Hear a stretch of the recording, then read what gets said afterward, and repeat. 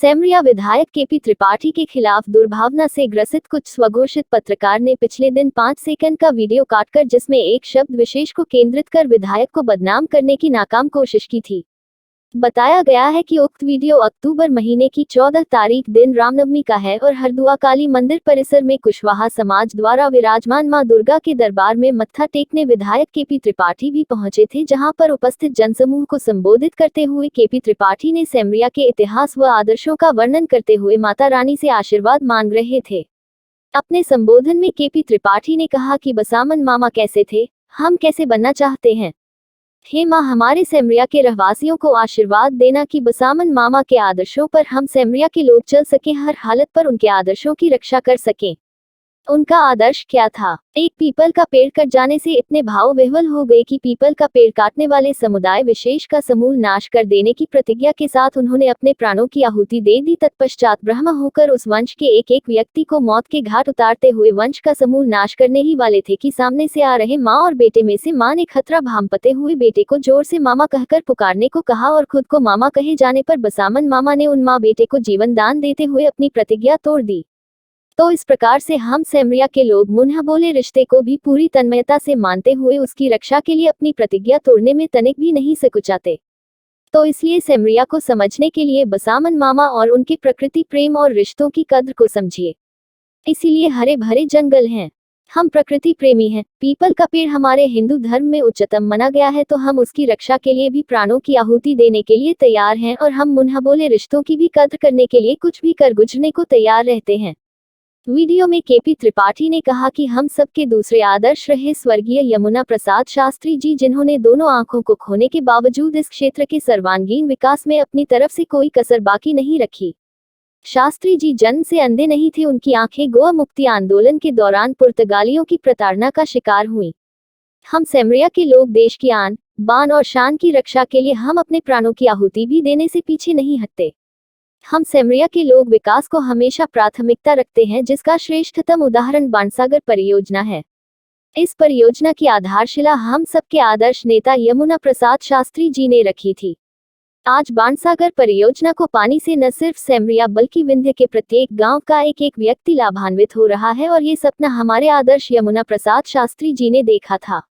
और अंत में सेमरिया के इसी गौरवशाली इतिहास को याद करते हुए केपी त्रिपाठी ने कहा कि हे माता, क्षेत्र की जनता को इतना आशीर्वाद देना कि यदि सेमरिया के लोगों को कोई बिकाऊ कहे, सेमरिया के स्वाभिमान से खेलने का काम करे, हमारे सेमरिया को कोई नीचा दिखाने की कोशिश करे, यदि सेमरिया के माथे पर कोई कलंक लगाने का काम करेगा और सेमरिया के लोगों के स्वाभिमान के साथ खेलने का कोई काम करेगा, तो सेमरिया की धरती के एक और आदर्श हैं आल्हा व उदल।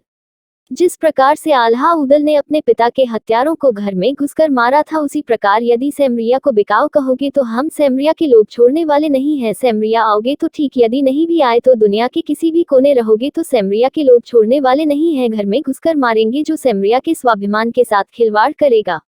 विधायक केपी त्रिपाठी द्वारा अपने विधानसभा क्षेत्र के आदर्श व्यक्तित्वों के इतने सुंदर चरित्र चित्रण, उनके जीवन से सीख लेते हुए आने वाली पीढ़ी को उत्तम व्यवहार अपनाने तथा मातृभूमि जन्मभूमि को बदनाम कर क्षेत्र के आत्मसम्मान को ठेस पहुंचाने वाले को सजा देने की बात कही गई थी।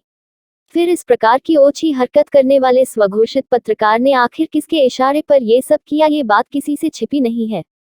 मध्य प्रदेश से मनीष गर्ग की रिपोर्ट देखते रहिए आपकी अपना चैनल आंचलिक खबरें, अपनों की खबर आप तक। तो बसामन मामा कैसे थे, हम कैसा बनना चाहते हैं। हे माँ, हे काली माई, हमको आशीर्वाद देना, हमारे सिमरिया के युवाओं को, माताओं को, बहनों को, सियानों को, सभी को देना कि मैं बसामन मामा के आदर्शों पर हम सिमरिया के लोग चल सके, हर हालत में उनके आदर्शों की रक्षा कर सके। उनका आदर्श क्या था? एक पीपल का पेड़ कट जाने से इतने भाव विह्वल हो गए कि उन्होंने अपने प्राणों की आहुति दे दी।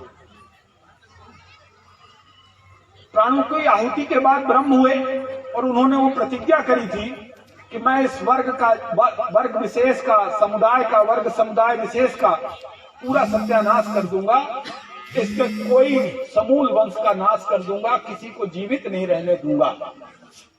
सही है ना? हम ऐसा ही ना कहा था बसामन मामा ने। और जब सबको एक एक करके मारते हुए एक माँ और बेटा बची। माँ भी चतुर कम नहीं होती और अपने बेटे की रक्षा के लिए तो हर जुगाड़ कर लेती। तो उस माँ ने अपने बेटे से कहा, हमारे हिंदू धर्म में भांजे को देवता तुल्य माना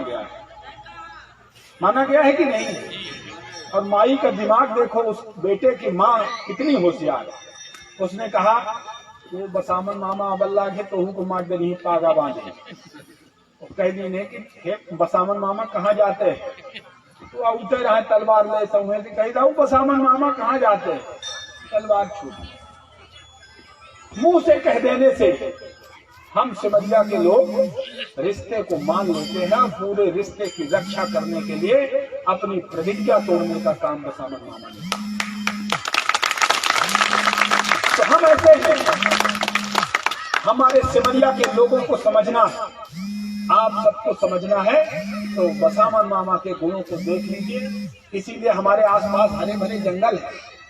सिमरिया के बराबर जंगल बहुत कम है रीवा में, है कि नहीं?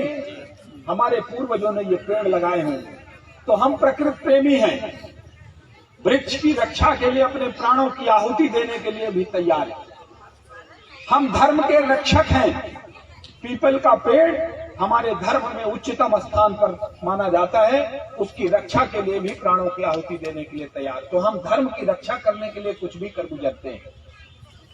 तीसरा, रिश्तों की इतनी कद्र करते हैं कि मुंह से बोले गए जो रिश्ते परमानेंट है उनकी तो मानते ही हैं। मुंह से बोले गए रिश्ते को भी हम पूरा मान देते हैं, सम्मान देते हैं और उस रिश्ते को कायम रखने के लिए कुछ भी हद तक